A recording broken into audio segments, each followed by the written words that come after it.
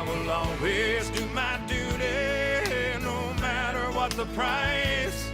I've counted up the cost. I know the sacrifice. I can't see through the lights. Are you still standing? Look, I'm just so happy Hillary Clinton is not president of the United States.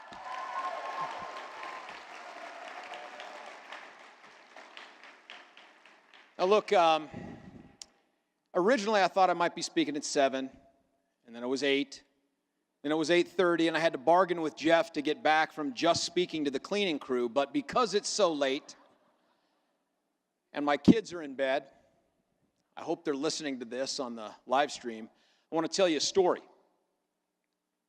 And it's a story from some years ago. I was in Iraq at the time, and we had been given word that we were going to redeploy home. And the old man at the time, and I was just a major, and the old man is my colonel, and now I'm the old man, which kind of sucks. And he said, hey, here are the instructions. There are 3 main bodies that are going to go back. Brauchler, you're on the 3rd one. You're going to go back last with this other group. And when you get there, you're going to land. You're going to go into this gymnasium at Fort Carson. And your family is going to welcome you there, and there's going to be a band, and there's going to be music, and it's going to be awesome. And I said, I would like to skip it. I said, listen, I haven't been in country as long as the others. I don't have 3, 4 deployments to Iraq and Afghanistan. I don't feel like I've earned this honor. Please just let me call my wife and have her come pick me up and take me home. And he said, Major, you ever done this before? I said, no, sir. He said, well, you're going to go do this.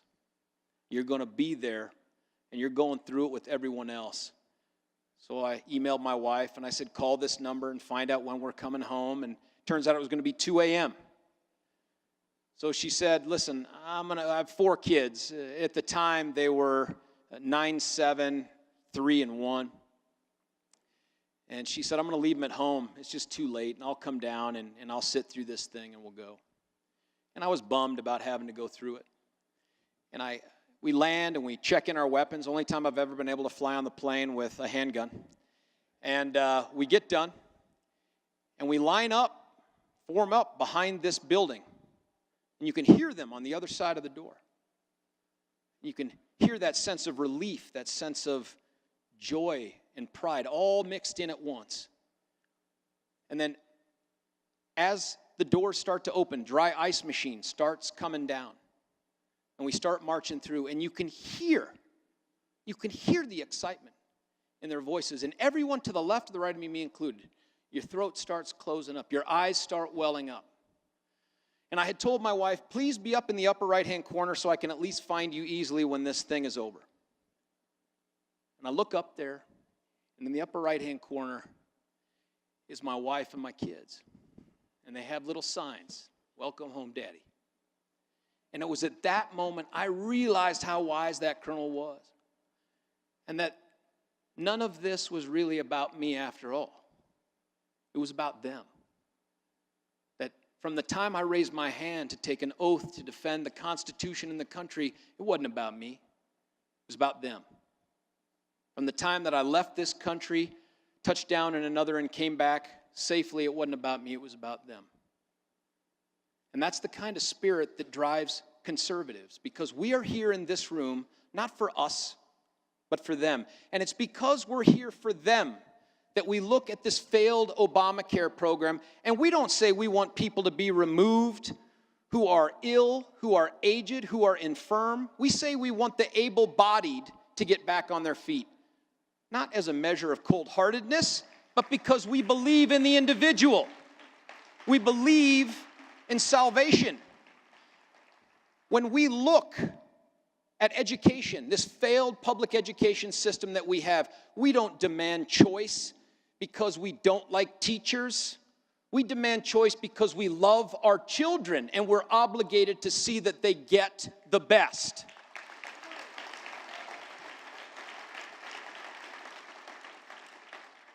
When we look at our roads, and let's be candid with each other, our roads suck. We don't demand that our legislature figure out a way to fix those roads without dipping into our pocket for a 21% sales tax increase because we're not willing to tighten our belts. We just expect them to tighten theirs. We deserve and demand roads for us and for the future.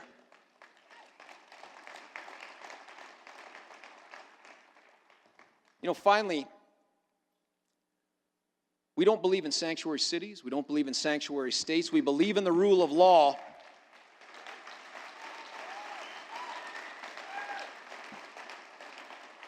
And that's not because how we view anyone else. It's because how we view ourselves.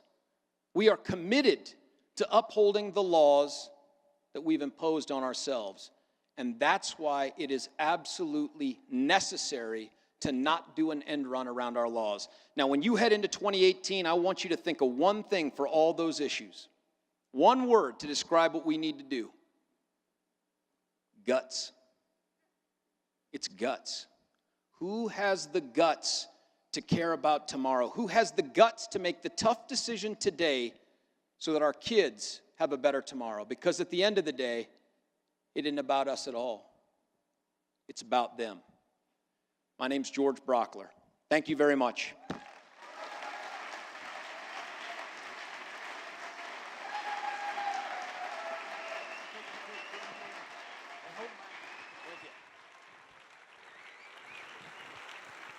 Well, George, you know me, and I think most of these people know me now, but for those of you who haven't hissed at me yet, my name's Joey Bunch, and I'm the lead correspondent for Colorado Politics, which should be your destination for the state's political news.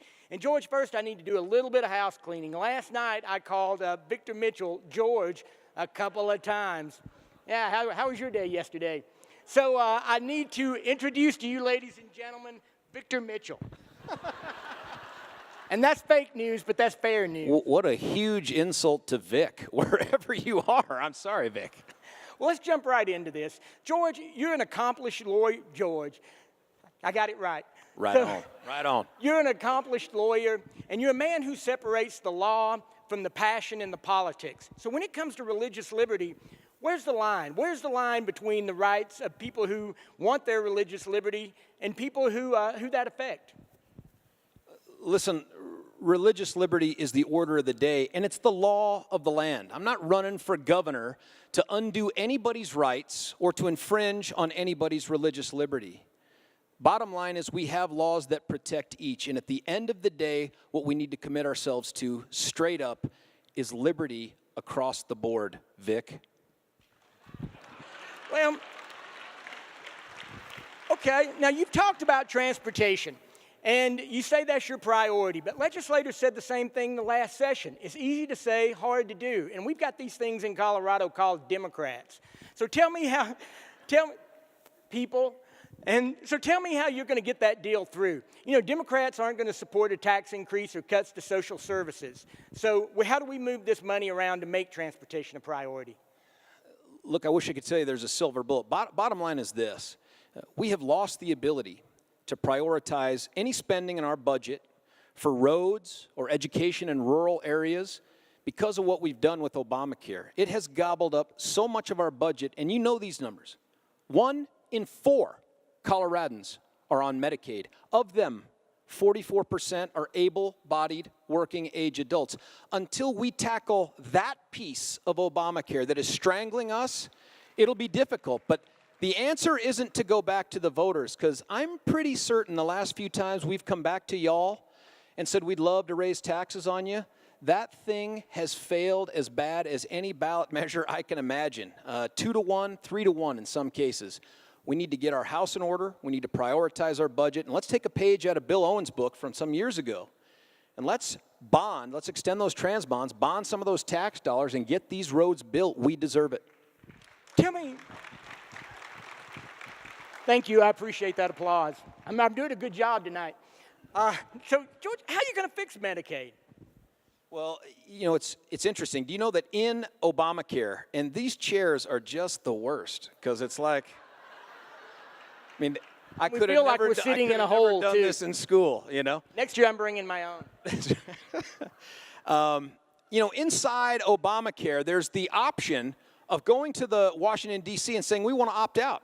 We want block grants. We want the ability to spend this money the way that Coloradans want to have it spent, not the way D.C. bureaucrats do. Do you know how many times our governor has done that?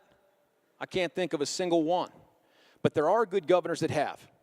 Governor Walker out of Wisconsin, Bevins out of Kentucky, Ducey out of Arizona. There are ways that we can take charge of those federal tax dollars and spend them the way we want to spend them. Now, just real quickly, Walker has said, I want to drug test people. Not as a means to kick them off of the rolls, but as a means to help save them and say, listen, you test positive for drugs, we're going to put you in a state-funded rehabilitation program because we believe in the individual. We believe in rehabilitation and salvation. That's why this is the party of goodness. Well, George, 4 years ago, Governor Hickenlooper was in a pickle about the death penalty. Tell us your position about the death penalty. I think most of us know it, but give us the nuance of it. As to a specific case or just in general? In general. Well, take it any way you want. Listen, when I got elected, when I ran for district attorney, I didn't run as the Roman Catholic district attorney. I ran as the district attorney of this jurisdiction and raised my right hand to uphold and defend our Constitution and our laws. And the death penalty is an overwhelmingly popular law in this state. And as long as it remains on our books, and we alone have the power to change it or remove it, as long as it remains on our books, when there are cases that represent the worst of the worst, you can count me as one of the guys that will try to hold those people accountable under our existing laws. Well, I think everybody knows the case that we're referencing, the James Holmes case. That case also hit on gun rights and his ability to acquire weapons and ammo. So talk to us about that. It's interesting because it's come up, and I've gotten to be close in a very weird way with some of the victims over just this horrible issue. And some of them have taken this to heart, and they become very strong gun control advocates. But, you know, when we have these serious talks about this issue, I ask them, what is that change in the law that had it existed on July 19th, 2012, would have prevented the tragedy of July the 20th? And I can't think of a single one. We changed the magazine capacity in light of this and Sandy Hook. Do you guys remember that? Here's the deal. This guy brought with him 700 rounds of ammunition to that theater. If you had had a 2-round magazine, he would have had that many more magazines. We have pictures of him calmly waiting inside the different gun shops that he purchases 4 weapons from, leaning against the gun counter, checking his phone or playing Candy Crush, calmly waiting for that background check to be done. There is no law that anyone has ever proposed to me that would have prevented that horrible and evil tragedy. Because make no mistake, in a free society, evil has the ability to visit upon us, right? The answer isn't to strip away the rights of the law-abiding in order to try to prevent that.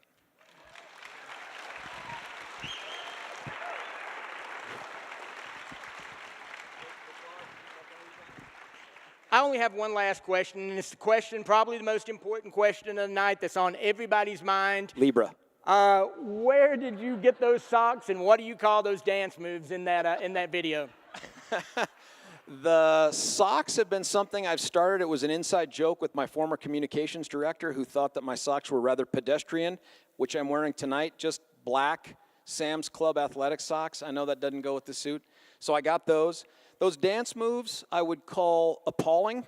If I had but maybe epileptic at best. I don't know. I've never claimed to be a good dancer. I showed my wife this. My wife and kids are out in California. I went out and then flew right back for this. And we watched it on a link on the phone. And my wife gave me this expression as she watched it. I'm like, yeah, I think I can't be governor now. Well, let's see if you can keep dancing till next November. George, thanks a lot. Everybody. Thanks, Joey. Thanks. All right, let's go.